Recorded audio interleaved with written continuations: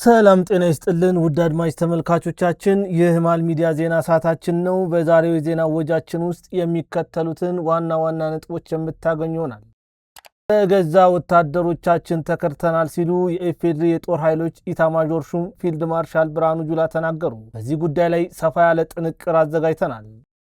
ኢትዮጵያ በሰላም ማስከበር ተልዕኮች ላይ ተመራጭነቷን አስቀጥላለች ሲሉ የጦር ኃይሎች ምክትል ጠቅላይ ኢታማዦር ሹም ጀነራል አበባው ታደሰ ተናገሩ። ፋኖ እየተኮሰብን ያለው የባህር በራችንን በቶሎ እንዳናሳካ ነው ሲሉ የአማራ ክልል ምክትል ርዕሰ መስተዳደር ዶክተር አብዱ ሁሴን ተናገሩ።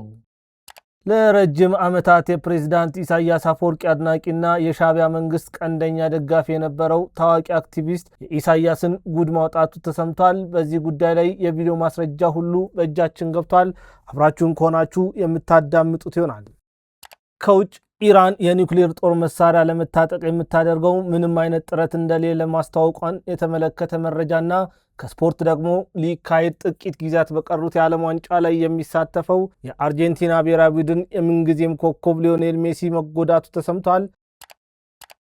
እነዚህንና ሌሎች ለዕለቱ የተመረጡ ዜናዎችን የምታዳምጡበት የዕለተ ሰኞ ግንቦት 17 የማል ዜናችን ከአፍታ ቆይታ በኋላ የሚመለስ ይሆናል። ከዜናዎቹ ጋር እኔ ቢኒያም ከድር አብሬያችሁ የምቆይ ይሆናል። የፋይናንሲንግ ሴንተርና የንግድ ቀጠና በሆነችው ሜክሲኮ አፍሪካ ህብረት አጠገብ 12000 ካሬ ላይ ባረፈ ሰፊና የዲፕሎማቲክ መንደር በሆነችው ውብና ዘመናዊ በሆነ መልኩ ሚክስድ ዩዝ አፓርትመንት እየተገነቡ ይገኛል። ዱባይን ያስናቀ በሙሉ ስታንዳርድ የንግድ ሱቆችን በ468,000 ብር ቅድመ ክፍያ አቅርበናል። ይህ ሞል ፓኖራሚክ ሊፍት የተገጠመለት፣ ሁሉም የንግድ ሱቆች በበቂ ሁኔታ ተደራሽነትና እይታ እንዲኖራቸው ተደርገው የተሰሩ፣ በቂ ፓርኪንግ፣ ለባንክ፣ ለፋርማሲ፣ ለስፔር ፓርት፣ ለኤሌክትሮኒክስ መሸጫ፣ ለካፌ፣ ለሱፐርማርኬት እና ለተለያዩ የቢዝነስ ስራ ማዋል የሚችሏቸው ከ16 ካሬ ጀምሮ በተለያየ ካሬ አማራጮች አቅርበናል። ቀሪውን በሰባቱ ዙር የሚከፍሉት። በተጨማሪም የመኖሪያ ቤቶቻችን ከቱርክና ዱባይ አምጥተን ባጣመርናቸው ዲዛይኖች በቪላ ሞድ ስታንዳርድ ዲዛይን በተደረጉ ቤቶቻችን ላይ በሁሉም ክፍሎች ሰፊ በረንዳና የተፈጥሮ ብርሃን እንዲኖራቸው ተደርገው የተሰሩ ናቸው። በ10% ቅድመ ክፍያ ከባለ 1 እስከ ባለ 3 የመኝታ አማራጮችን አቅርበናል። በኮምፓውንድ መንደራችን ውስጥ የመዋኛ ገንዳ ለህፃናትና ለአዋቂ፣ የመሮጫ ትራክ፣ ጂምናዚየም እና ስፓ፣ የከርሰ ምድር ውሃ፣ የመኪና ቻርጂንግ ስቴሽን እነዚህንና ሌሎቹን ያካተተ። ለበለጠ መረጃ በ0906 91 98 93 ላይ ይደውሉልን።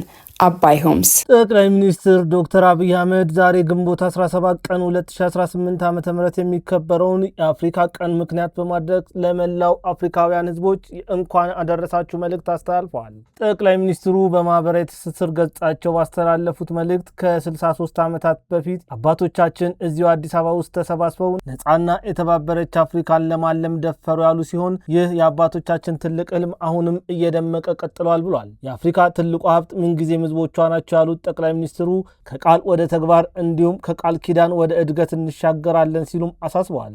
የአፍሪካ ቀን የአፍሪካ አንድነት ድርጅት የተመሰረተበትን ግንቦት 17 ቀን 1955 ዓ.ም መሰረት አድርጎ በየዓመቱ የሚከበር የአፍሪካውያን የኩራት ቀን ነው። የአፍሪካ ህብረት ኮሚሽን ሊቀመንበር መሐሙድ አሊ ዩሱፍ ሊቀመንበሩ ባስተላለፉት መልእክት ይህ ዕለት አህጉራችን ለአንድነት፣ ለነጻነት፣ ለክብርና ለልማት የምታደርገውን የጋራ ጥረት የምታድስበት ታሪካዊ ምዕራፍ ነው ብለዋል። የዘንድሮ የአፍሪካ ቀን የ63 ዓመታት አንድነት፣ ውህደት እና ልማት በሚል መሪ ቃል እየተከበረ እንደሚገኝ ጠቅሰው አፍሪካውያን የምንፈልጋትን አፍሪካ ለመገንባትና ለአጀንዳ 2063 ስኬት ያላቸውን የማይናወጥ ቁርጠኝነት ዳግም የሚያረጋግጡበት መሆኑን አስታውቀዋል። የአፍሪካ ቀን የጋራ ቅርሳችን ማክበሪያ ብቻ ሳይሆን እኔ ያለሁት እኛ ስላለን ነው በሚለው የኡቡንቱ መንፈስ እየተመራች አፍሪካ ዓለም አቀፍ ጉዳዮችን በመቅረጽ ረገድ የምታደርገውን እያደገ የመጣ ሚና እውቅና መስጫ ነው ብለዋል። አህጉራችን እርግጠኛ ባልሆነው የዓለም ሁኔታ ውስጥ አንድነትን፣ ትብብርነትንና የጋራ ሰብአዊነትን በግንባር ቀደምነት ማራመዷ እንደምትቀጥልም አረጋግጧል። በተለይም ባለፈው ዓመት የአፍሪካ ድምፅ በዓለም አቀፍ መድረክ ላይ ጉልህ ስፍራ ማግኘቱን የገለጹት ሊቀመንበሩ አፍሪካ በቡድን 20 ውስጥ ያገኘችው ቋሚ አባልነት ታሪካዊ እርምጃ መሆኑን ጠቅሰዋል። ይህ አባልነት አፍሪካ በዓለም አቀፍ ኢኮኖሚያዊ ውሳኔ አሰጣጥ ላይ ሙሉ በሙሉ እንድትሳተፍ የሚያስችላት ሲሆን በሰላም፣ በአየር ንብረት፣ በምግብ ዋስትና፣ በንግድ፣ በጤናና በዘላቂ ልማት ላይ ለሚደረጉ ዓለም አቀፍ መፍትሄዎች ትርጉም ያለው አስተዋጽኦ እንድታበረክት በር የከፈተ መሆኑን አስረድተዋል። የአፍሪካ ህብረት የህዝቦቹን ፍላጎት ማሳካት የሚችል ጠንካራ፣ ይበልጥ ውጤታማና ምላሽ ሰጪ ተቋም ለመሆን ተቋማዊ ማሻሻያዎችን በተከታታይ በማድረግ ላይ እንደሚገኝም በመልእክታቸው ገልጸዋል። የዘንድሮ የአፍሪካ ህብረት የዓመቱ መሪ ቃል የአጀንዳ 2063 ግቦችን ለማሳካት ዘላቂ የውሃ አቅርቦትና አስተማማኝ የንጽህና አጠባበቅ ስርዓቶችን ማረጋገጥ የሚል መሆኑን ያስታወሱት ሊቀመንበሩ ይህም የውሃ ዋስትና፣ የአየር ንብረት መቋቋም አቅም፣ የህዝብ ጤናና ዘላቂ ልማት ለአፍሪካ የወደፊት ዕጣ ፈንታ ወሳኝ መሠረቶች መሆናቸውን የሚያጎላ መሆኑን አስገንዝበዋል። ኢትዮጵያ በሰላም ማስከበር ተልዕኮች ላይ ተመራጭነቷን አስቀጥላለች ሲሉ የጦር ኃይሎች ምክትል ጠቅላይ ኤታማዦር ሹም ጀነራል አበባው ታደሰ ተናገሩ።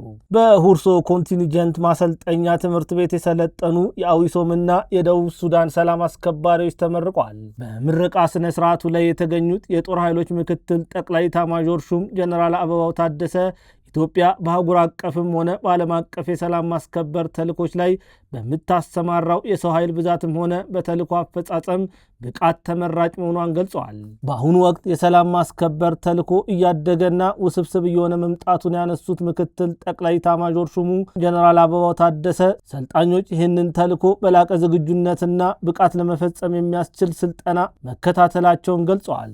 በቀጣይም ሰልጣኞች በሚሰማሩባቸው የሰላም ማስከበር ተልዕኮች በኢትዮጵያዊነት መንፈስ በፍጹም ህዝባዊነትና በወታደራዊ ስነ ምግባር መፈጸም እንደሚገባ አሳስበዋል። የኢፌዴሪ መከላከያ ሚኒስቴር ሰላም ማስከበር ማዕከል ኃላፊ ሜጀር ጀነራል አዳምነ መንግስቴ በበኩላቸው ኢትዮጵያ በዓለም የሰላም ማስከበር ተልዕኮ ታሪክ ውስጥ የራሷን የማይረሳ አሻራ አሳርፋለች ብለዋል። በተጨማሪም በምታሰማራው የሰው ኃይል ጥራትና በተልዕኮ አፈጻጸም ብቃት ተመራጭነቷን አስጠብቃ መቆየቷንም አክሏል። በዕለቱ የተመረቁ የሰላም አስከባሪዎች ይህንን ታሪካዊ ኃላፊነት በከፍተኛ ስነ ምግባር፣ ሙያዊ ታማኝነት፣ በሰብአዊነትና የሀገርን ክብር በመላበስ መወጣት እንደሚገባቸው አስገንዝበዋል። የሁርሶ ኮንቲኔንጃን ማሰልጠኛ ትምህርት ቤት አዛዥ ብርጋዴር ጀነራል አዲሱ ተርፋ ሰልጣኞች በንድፈ ሐሳብ፣ በተግባር ልምምድና በግዳጅ ተሞክሮች የተደገፈ ስልጠና ወስደዋል ብሏል። በዕለቱ የተመረቁ ሰልጣኞችም የሚጣልባቸውን ኃላፊነትና የሚሰጣቸውን ተልዕኮ በብቃት በመፈጸም ታሪክን እንደሚያስቀጥሉ አረጋግጠዋል። በዕለቱ የተመረቁት የደቡብ ሱዳን 22ኛና 23ኛ ሞተር ሻለቃና የሶማሊያ አዊሶም የሴክተር 3ና 4 የሰላም አስከባሪ አባላት እና አመራሮች ናቸው። የተሽከርካሪ መስኮት በመስበር የስርቆት ወንጀል የፈጸመ ተከሳሽ በ7 ዓመት ከ9 ወር እስራት እንዲቀጣ ተወሰነበት። እንዳልካቸው ጣሰው የተባለው ተከሳሽ የወንጀል ድርጊቱን የፈጸመው መጋቢት 29 ቀን 2018 ዓ.ም ከቀኑ 7 ሰዓት በየካ ክፍለ ከተማ ወረዳ 1 ጨፌ ኳስ ሜዳ ከሚባለው ስፍራ ነበር። ተከሳሹ በተጠቀሰው ዕለትና ቦታ ንብረትነቱ የቅዱስ ጊዮርጊስ እግር ኳስ ክለብ የሆነው የሰሌዳ ቁጥር ኮድ 2ኤ/4529 አዲስ አበባ ዶልፊን ተሽከርካሪ መንገድ ዳር ባቆሙበት ወቅት የተሽከርካሪያቸውን መስኮት በመስበር 4 የተለያዩ ሞዴል ያላቸውን ስማርት ስልኮችን ሰርቆ ይሰወራል። የግል ተበዳዮች የወንጀሉን መፈጸም በየካ ክፍለ ከተማ ፖሊስ ዋና መምሪያ ለፈረንሳይ አካባቢ ፖሊስ ጣቢያ በማሳወቃቸው ፖሊስ ተጠርጣሪውን አፈላልጎ በመያዝ ባከናወነው የወንጀል ምርመራ ተግባር 4ቱን ስልኮች በ25,000 ብር በመሸጥ በአካውንቱ እንዳስላከ በማረጋገጥ ብሩን በኤግዚቢትነት በመያዝ የምርመራ መዝገቡን ለአቃቢ ሕግ በማቅረብ ክስ እንዲመሰረትበት ተደርጓል። የክስ ሂደቱን ሲከታተል የቆየው የፌዴራል የመጀመሪያ ደረጃ ፍርድ ቤት የየካ ምድብ 1ኛ ወንጀል ችሎት ተከሳሽ እንዳልካቸው ጣሰው በፈጸመው የወንጀል ድርጊት ጥፋተኛ መሆኑን በማረጋገጡ በ7 ዓመት ከ9 ወር እስራት እንዲቀጣ ወስኖበታል። ተሽከርካሪን ደህንነቱ ባልተጠበቀ ቦታ ማቆም ለመሰለ ወንጀል ተጋላጭ የሚያደርግ መሆኑን ያስታወቀው የአዲስ አበባ ፖሊስ ዋና ጠቅላይ መምሪያ አሽከርካሪዎች የወንጀል ሰለባ ከመሆናቸው በፊት ተገቢውን ጥንቃቄ ሊያደርጉ እንደሚገባ መልእክቱን አስተላልፈዋል። የገዛ ወታደሮቻችን ክደውን ነበር ሲሉ የጦር ኃይሎች ኢታማዦር ሹም ፊልድ ማርሻል ብርሃኑ ጁላ ተናገሩ። ንጋቱ ሲቀደድ ከሰማያት ሰማያት የሚፈሰው የወርቅ ጨረር የኢትዮጵያን ተራሮችና ሸለቆች በግርማ ሞገስ ያጥለቀልቃቸዋል። ይቺ ምድር የሺህ ዓመታት የክብርና የሉዓላዊነት ማህደር ናት። በማዕበል የተፈተነች፣ በሴራ የተከበበች፣ ነገር ግን ሁልጊዜም ከውድቀት ስብርባሪዎች መካከል እንደ ፊኒክስ ወፍ በክብር የምትነሳ የጽናት ተምሳሌት ናት። ትናንትና በታሪክ አደባባይ ላይ የተሰማው ቃል ግን ተራ የድል ዜና አልነበረም። የልብ ትርታን ቀጥ የሚያደርግ፣ የክህደትን ጨለማ ገፎ የእውነትን ፋኖስ የሚያበራ ታላቅና ረቂቅ የምስራች እንጂ። የጦር ኃይሎች ኢታማዦር ሹም ፊልድ ማርሻል ብርሃኑ ጁላ ያንን አንበሳዊ ቁመናቸውን ይዘው ወደ መድረኩ ሲወጡ አየሩ በትዝታና በክብር ተሞላ። በቃላቶቻቸው ውስጥ የአቤ ጉበኛ ቁጭት፣ የጸጌ ገብረ መድኅን ረቂቅ ፍልስፍና እና የአዲስ ዓለማየሁ ጥልቅ የታሪክ ምልከታ ይንጸባረቅ ነበር። ፊልድ ማርሻሉ የሀገሪቱን የነፍስ ትግልና የድል ጉዞ በቁርጠኝነት ሲያበስሩ እንዲህ አሉ። በጠባብ የብሔር አጥር እና በከሰረ የፖለቲካ ሀሳብ የተጠለፉ የሀገርን ክብር ካፖርት አውልቀው የክህደትን ማቅ የለበሱ የሰራዊት አባላት በዚች ቅድስት ሀገር ላይ ታላቅ ክህደት ፈጽሞ ነበር። በብሔር ስም የተደራጁት እነዚህ የውስጥ ባንዳዎች የሉዓላዊነቶቻችንን ምሰሶ ለመናድ የክፋት መርዝ ረጩ። ሀገር በገዛ ልጆቿ የክህደት ሰይፍ ልትታረድ፣ ህልውናውም ልክ እንደ አዳም ረታ ገጸ ባህሪያት በጭጋግና በውዥንብር ውስጥ ሊጠፋ ጫፍ ደርሶ ነበር። ነገር ግን ኢትዮጵያን የጠበቃት የልጆቿ መስዋዕትነትና በጥበብ የተመራው የሪፎርም ወይም የለውጥ ሥራ ነበር። ፊልድ ማርሻል ብርሃኑ ጁላ በኩራትና በደስታ ድምፅ እንደገለጹት ያ የተደገሰላት የጥፋት ድግስ ሳይሳካ የቀረው በቆራጥነት በተከናወነው ወታደራዊና ተቋማዊ ተሃድሶ ነው ብለዋል። ያልተሰበረና በእውነት የጸናው የኢትዮጵያ መከላከያ ሰራዊት የክህደትን መረብ በጥሶ በመውጣት ሀገርን ፍጹም ከሆነ የመፍረስ አደጋ ታድጓታል። የኢትዮጵያ መንግስት በወሰደው ስልታዊና ጥበባዊ እርምጃ ያ የክፋት ማዕበል ወደ ቀደመው የባዶነት ገደል ተመልሷል ብሏል። ባለፉት ዓመታት የገጠሙንን ጦርነቶች በሙሉ በድል ተወጠናል ያሉት ፊልድ ማርሻሉ ድምፃቸው ልክ እንደ አለማየሁ ዋሴ ስነ ጽሑፋዊ ውበትን፣ የነፍስን እርካታ የሚለግስ ነበር። ዛሬም ቢሆን ያ የድል ጉዞ አልቆመም። የኢትዮጵያን ሰላም ሊነሱ የሚፈልጉ በህዝቦች መካከል የጥርጣሬና የደም ግንብ ሊገነቡ የሚሹ የጸረ ሰላም ኃይሎች ሁሉ ፍርዳቸውን እያገኙ ነው። የጀግናው ሰራዊት ክንድ ዛሬም በየበራውና በየቀጠናው የእነዚህን የጥፋት መልእክተኞች አከርካሪ እያደቀቀ ይገኛል ብለዋል። ይህ ዜና ተራ ወታደራዊ መግለጫ አይደለም። የኢትዮጵያ መንግስትና የጸጥታ ኃይሎቿ ሀገርን ከጥፋት አፋፍ አውጥተው ወደ ከፍታ ማማ ያወጧት መሆኑን የሚያበስር ታላቅ የታሪክ ማተብ እንጂ። ክህደት በታማኝነት ተሸንፏል። ብሔር ክፍፍል በሀገራዊ አንድነት ተተክቷል። ኢትዮጵያ በጽኑ መሰረት ላይ ቆማ የጠላቶቿን መፍረክረክ እየታዘበች ትገኛለች። የነጻነትና የሉዓላዊነት ሰንደቋን ከሰማይ ሰማያት በታች ከፍ አድርጋ እያውለበለበች ለዘላለም ትኖራለች ሲሉ ፊልድ ማርሻል ብርሃኑ ጁላ ተናግረዋል። ፋኖ እየተኮሰብን ያለው የባህር በራችንን በቶሎ እንዳናሳካ ነው ሲሉ የአማራ ክልል ምክትል ርዕሰ መስተዳደር ዶክተር አብዱ ሁሴን ገለጹ። የክብርና የታሪክ ማህደር በሆነችው በምድረ ኢትዮጵያ የጥንቱ የባህር በር ጥያቄና የሉዓላዊነት ናፍቆት ዳግሚያ ሆኖ ከተቀሰቀሰ ቆይቷል። ይህ ጉዞ ተራ የፖለቲካ ሽሚያ ሳይሆን ልክ እንደ ሎሬት ጸጌ ገብረ መድኅን ግጥሞች በደም በአጥንትና በታሪክ ቀለም የተጻፈ የትውልድ የነፍስ ጥሪ ነው። ነገር ግን ታላላቅ የነጻነት ጉዞዎች ሁሉ ማዕበልና አጋዥ ጠላቶች አሏቸው። በአማራ ክልል በታሪካዊቷ የወግዲ ምድር በተደረገው የታላቅ ህዝባዊ ንቅናቄና የምርጫ ቅስቀሳ መድረክ ላይ የአማራ ክልል ምክትል ርዕሰ መስተዳደር ዶክተር አብዱ ሁሴን የልብ ትርታን ቀጥ የሚያደርግ የአዲስ ዓለማየሁን ጥልቅ እውነትና የአቤ ጉበኛን ቁጭት የተላበሰ የወርቅ ቃል ለዓለም አበሰሩ። በወግዲ አምባዎች ላይ የተሰበሰበው ስፍር ቁጥር የሌለው ህዝብ ጆሮውን ጸጥ አድርጎ ሲያዳምጥ የዶክተር አብዱ ሁሴን ድምፅ እንደ ነጎድጓድ አስተጋባ።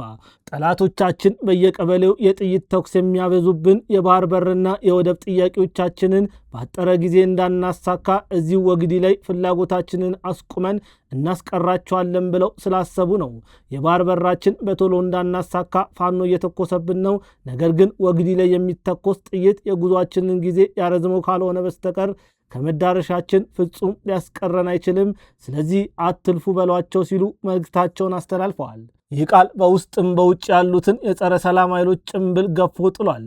ያ በጠባብ አስተሳሰብ የተለከፈው በየመንደሩ ሽምቅ እያደረገ የህዝብን የብልጽግና ጉዞ ለማደናቀፍ የሚሞክረው ፋኖ የተባለው ኃይል ዛሬ የሀገርን ታላቅ ብሔራዊ ጥቅምና የወደብ ናፍቆት ለማደናቀፍ የክፋት መሳሪያ ሆኖ መቅረቡን የአደባባይ ምስጢር አድርጎታል። ልክ እንደ አዳም ረታ ረቂቅ ገጸ ባህሪያት በጭጋግና በውዥንብር ውስጥ መጓዝን የመረጡት እነዚህ ኃይሎች የኢትዮጵያን የሰማያዊ ውሃ ናፍቆት በጥይት ጩኸት ሊያስቆሙ ሊያቆሙት አይችሉም ብለዋል። ይህ የታሪክ አዲስ ምዕራፍ ነው። የኢትዮጵያ መንግስት የባህር በርን ለማስከበርና የህዝቧን የኢኮኖሚ ነጻነት ለማረጋገጥ የሚጋልብ የልማት ፈረስ ነው። በየመንደሩ በሚሰሙ የጥይት ድምጾች አይገታም። ሽምቅ ተዋጊዎችና የጥፋት ኃይሎች በከንቱ ይደክማሉ። የኢትዮጵያ መከላከያ ሰራዊትና የክልሉ አመራር ግን የህዝቡን ሰላም እያስከበሩ ጉዟቸውን ወደፊት ይቀጥላሉ ሲሉ ምክትል ርዕሰ መስተዳደሩ መልእክታቸውን ሰፋ አድርገው ገልጸዋል። ለረጅም ዓመታት የፕሬዝዳንት ኢሳያስ አፈወርቂ አድናቂና የሻዕቢያ መንግስት ደጋፊ የነበረው ታዋቂ አክቲቪስት በኤርትራ አገዛዝ ላይ ብርቱ ትችቶችን በመሰንዘር ከድርጅቱ ጋር ሙሉ ለሙሉ መለያየቱን ይፋ አድርጓል። አክቲቪስቱ በሰጠው እጅግ አስደንጋጭ ምስክርነት የሻዕቢያ ዘመን እውነት በሲሚንቶ ተደግድጋ የተቀበረች መጥፎ ታሪክ ሲል ገልጿታል። በሻዕቢያ አገዛዝ የተነሳ ኤርትራውያን ደም ከፍለው ውሃ ያጡበት፣ መሰረታዊ የሆኑትን የውሃና የመብራት አገልግሎቶች እንደ ህልም የራቁበት፣ አልፎ ተርፎም ውሃ ከቢራ የተወደደበት አስከፊ ወቅት መሆኑን አጋልጧል። በሻዕቢያ ዘመን ሰው ይታሰራል እንጂ ሲፈታ አይታይም፣ ከተፈታም ከጥቂት ቀናት በኋላ ይሞታል ያለው የቀድሞ ደጋፊ አገዛዙ ምሁራንና ባለሀብቶችን በማጥፋት ዲግሪ ያለውንና ያልተማረውን እኩል አድርጓል ብሏል። አክቲቪስቱ አክሎም ወጣቶች መመለስ ወደማይቻልበት ስደት በመሄድ ላይ መሆናቸውንና በሊቢያ በረሃዎች ላይ ከምትሞት ተመለስ ቢባሉ እንኳን እዚሁ ቅበሩኝ እስከ ማለት መድረሳቸውን በምሬት ገልጿል። ድርጅቱ ህግደፍ ምንም አይነት መርህ የሌለውና ሀገሪቱን 100 ዓመታት ወደኋላ የመለሰ ስርዓት ነው ሲል ምስክርነቱ ሰጥቷል። በዚህ ጉዳይ የተዘጋጀ ቪዲዮ አለ፣ እሱን ተከታትለን እንመለሳለን። ኣብ ዘመነ ህግደፍ ውልድን ወላድን ተፈላለዮም ዓብዮም ኣብ ዘመነ ህግደፍ ሬሳ ንኤርትራ ሕማቅ ታሪክ ንኤርትራ ንኸይኣቱ ተኸልኪሉ ኣብ ዘመነ ህግደፍ ምስኡ ዝመፁ ብፆቱ በሊዕዎም ኣብ ዘመነ ህግደፍ ህዝቢ ኤርትራ ብከብዱን ብኣተሓሳስቡን ካብ ዓለም ክንፀልን ተገይሩ ኣብ ዘመነ ህግደፍ ሕሱም ጥሜት ቆልዓ ይካረ ነይሩ ይበሃል ቆልዓ ንክልመንሲ ቆልዓ ኣብ ዘመነ ህግደፍ ተኣሲሩ እምበር ተፈቲሑ ዘይትሪእሉ እንተ ተፈቲሑ ከዓ ድሕሪ ቁር መዓልቲ ይመውት ማለት እዩ።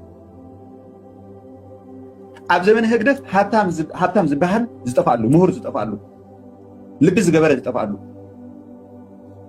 ማይን ልችን በቃ ሕሩም ዝኾነሉ ማለት እዩ። ሕማቅ ታሪክ እዚ ኣብ ዘመነ ህግደፍ ሰብ ደም ከፊሉ ማይ ይልስእነሉ ማለት እዩ። ኣብ ዘመነ ህግደፍ ንኣፍሪቃውያንስ ብ100 ዓመት ቀዲምያም ዝነበርናስ ብ100 ዓመት ንድሕሪት መሊስና ንኣፍሪቃ ሙሉእ ኣብ ዘመነ ህግደፍ ማይ የከብር ካብ ቢራ ኣብ ዘመነ ህግደፍ ዲግርን ድጉርን ዘለዎ ማዕረ ኸውን ማለት እዩ። ኣብ ዘመነ ህግደፍ ዲግሪ ድፃዕና ደቂ ኣንስትዮ ከንፈረን እንዳነኸሳ ኣብለኩም ኣለኹ ነብሰን ድሸጣሉ ግዜ ዲግሪ ዘለዎን ኣብ ዘመነ ህግደፍ ሓቅና ሓዋርስ ተቐበረትሉ ግዜ ብስሚንቶ ተደብዲባ ድብድብ ዝበለ ኣብ ዘመነ ህግደፍ ንብድሒ ሕጂ ክድገም ዘይክእል መንእሰይ ናይ ኤርትራ ክምለስ እውን ዘይክእል ልቡ ናብ ዘምርሑ ሱቕ ኢሉ ዝኸይድ ካብ ኣብ ሞት ካብ ሊብያ ተመለስ ተልካ ካብ ንኤርትራስ ካብ ንኤርትራ ዝምለስ ኣብ ዘቕበሩኒ ዝብለሉ ማለት ዝኾነ ኤርትራዊ ሕጂ ሌጋሲ ዝበሃል የብሉ ህግደፍ ሴረስ የለኩም ሎ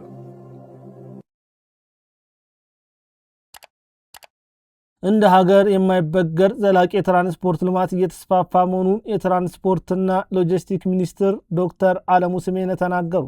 ዶክተር አለሙ ይህንን ያሉት ብሔራዊ የኢሞቢሊቲ ስትራቴጂና የትግበራ ዕቅድ 2025 እስከ 2030 የመክፈቻ ፕሮግራም ላይ ባደረጉት ንግግር ነው። ሚኒስትሩ በአፍሪካ ኢኮኖሚክ ኮሚሽን እየተካሄደ በሚገኘው ፕሮግራም ላይ ባደረጉት የመክፈቻ ንግግር የትራንስፖርት ዘርፉ በአየር ንብረት ለውጥ ተጋላጭ ከሆኑ ዘርፎች አንዱ መሆኑን ጠቁመዋል። ነገር ግን ኢትዮጵያ የአየር ንብረት ለውጥ ተጽዕኖዎችን መቋቋም የሚችል የአረንጓዴ ልማት ኢኮኖሚ ላይ ትኩረት ሰጥታ እየሰራች ነው ብሏል።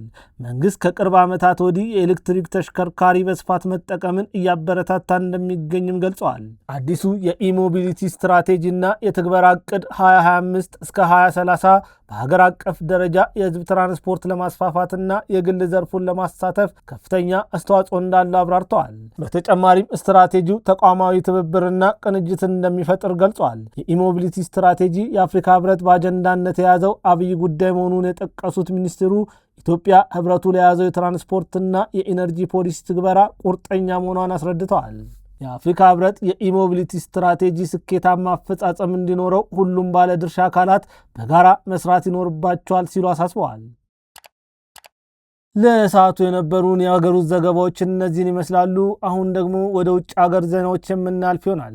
የፋይናንሲንግ ሴንተርና የንግድ ቀጠና በሆነችው ሜክሲኮ አፍሪካ ህብረት አጠገብ 12000 ካሬ ላይ ባረፈ ሰፊና የዲፕሎማቲክ መንደር በሆነችው ውብና ዘመናዊ በሆነ መልኩ ሚክስድ ዩዝ አፓርትመንት እየተገነቡ ይገኛል። ዱባይን ያስናቀ በሙሉ ስታንዳርድ የንግድ ሱቆችን በ468,000 ብር ቅድመ ክፍያ አቅርበናል።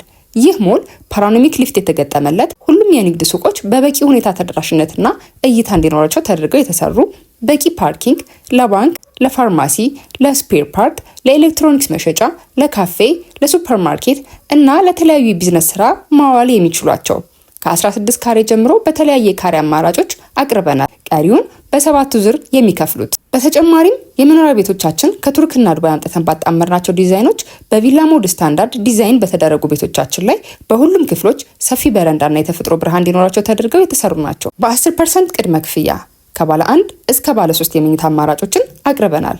በኮምፓውንድ መንደራችን ውስጥ የመዋኛ ገንዳ ለህፃናትና ለአዋቂ፣ የመሮጫ ትራክ፣ ጂምናዚየም እና ስፓ፣ የከርሰ ምድር ውሃ፣ የመኪና ቻርጂንግ ስቴሽን እነዚህንና ሌሎቹን ያካተተ። ለበለጠ መረጃ በ0906 91 98 93 ላይ ይደውሉልን። አባይ ሆምስ። ኢራን የኒውክሌር ጦር መሳሪያ ለመታጠቅ የምታደርገው ምንም አይነት ጥረት እንደሌለ አስታወቀች። በመካከለኛው ምስራቅ ያለው ቀጠናዊ ውጥረት በከፍተኛ ሁኔታ እየጨመረ በሄደበት በአሁኑ ወቅት ኢራን የኒውክሌር ጦር መሳሪያ ለመታጠቅ የምታደርገው ምንም አይነት ጥረት እንደሌለ አስታውቃለች። የሀገሪቱ ፕሬዝዳንት ሜሱድ ፔሽክሲያን ትናንትና ግንቦት 16 ወይም ሜ 24 በሰጡት መግለጫ ቴህራን የኒውክሌር ጦር መሳሪያን እያሳደደች እንዳልሆነ ለዓለም አቀፉ ማህበረሰብ ማንኛውም አይነት ማረጋገጫ ለመስጠት ዝግጁ መሆኗን ገልጸዋል። ፕሬዝዳንቱ አክሎም አገራቸው አሁንም ቢሆን ለዲፕሎማሲ ውይይቶች ክፍት መሆኗን የጠቆሙ ሲሆን ሆኖም ግን ማንኛውም የወደፊት ድርድሮች የሀገሪቱን ብሔራዊ ክብርና ኩራት የሚነኩ መሆን እንደሌለባቸው አጽንኦት ሰጥቶ ተናግሯል። በሌላ በኩል ፕሬዝዳንቱ እስራኤልን በቃላት ወቅሰዋል። ቴልአቪቭ በመካከለኛው ምስራቅ የሚንቀሳቀሱ ግጭቶችን በማራዘም የቀጠናውን ደህንነት እያናጋች ነው ያሉት ፕሬዝዳንቱ ድርጊቱም ታላቋ እስራኤል የተባለውን አጀንዳዋን ለማስፈጸም የምታደርገው ጥረት አካል ነው ሲሉ ከሰዋል።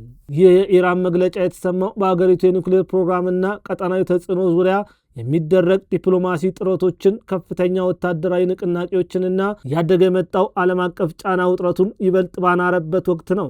በአሁኑ ወቅት የዲፕሎማሲ ድርድሮችና ወታደራዊ ዝግጅቶችን ጎን ለጎን እየተካሄዱ ባሉበት በዚህ ወቅት በመካከለኛው ምስራቅ ባለው ያልተለመደ ሁኔታ ዙሪያ የሚነሱ ስጋቶች መናራቸውን ቀጥለዋል።